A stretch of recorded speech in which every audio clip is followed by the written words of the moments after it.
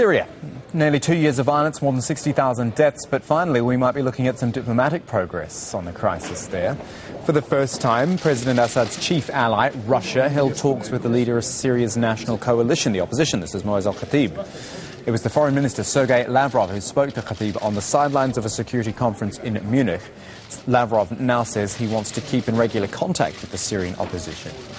Khatib also met the Iranian foreign minister, Ali Akbar Salehi. Iran is another staunch ally of President Assad.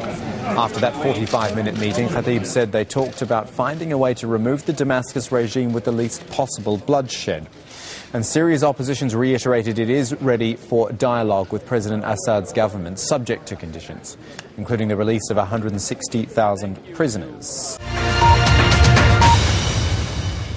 The relaxed image presented to the world's media belied the intensity and complexity of the discussions at hand.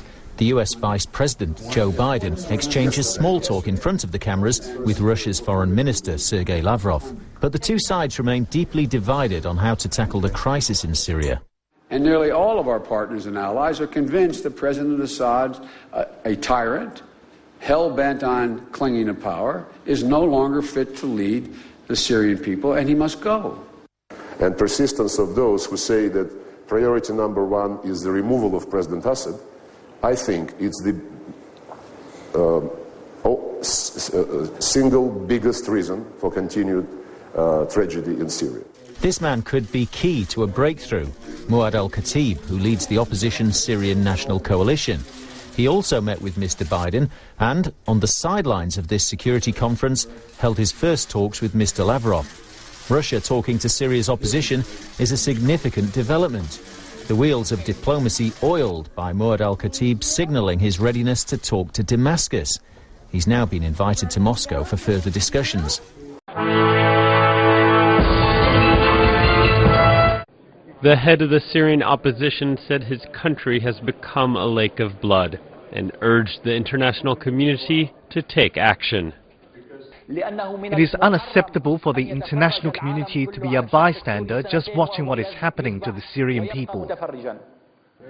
The opposition may seek a no-fly zone to stop regime warplanes, but it's hoping a diplomatic solution could be reached first. In spite of the fact that the rebels will continue to use weapons, we believe in the power of words, and we would like to overthrow the regime by peaceful means.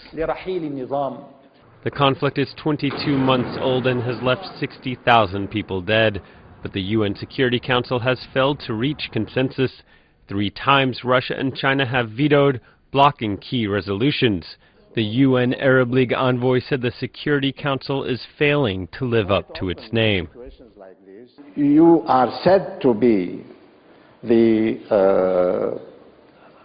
body in the world that is responsible for peace and security. So please do your job. We need a clear decision from the Security Council. A call for action, but he is not holding his breath.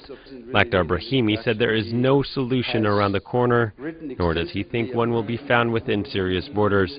It will instead have to come from the international community, he says, and the UN Security Council specifically.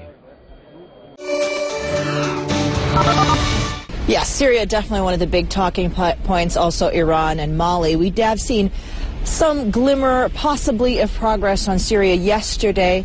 Yes, I do hear you. You should be able to hear me, and if you don't, please let me know. But basically, Syria is one of the big issues on the table here, of course, and we saw some glimmers of progress on that yesterday with some of the bilateral meetings that were happening on the sidelines of the conference, particularly when the head of the Syrian National Coalition, Moaz al-Khatib, met with, for example, Russia's Foreign Minister, Sergei Lavrov, and Iran's Foreign Minister, Ali Akbar Salehi.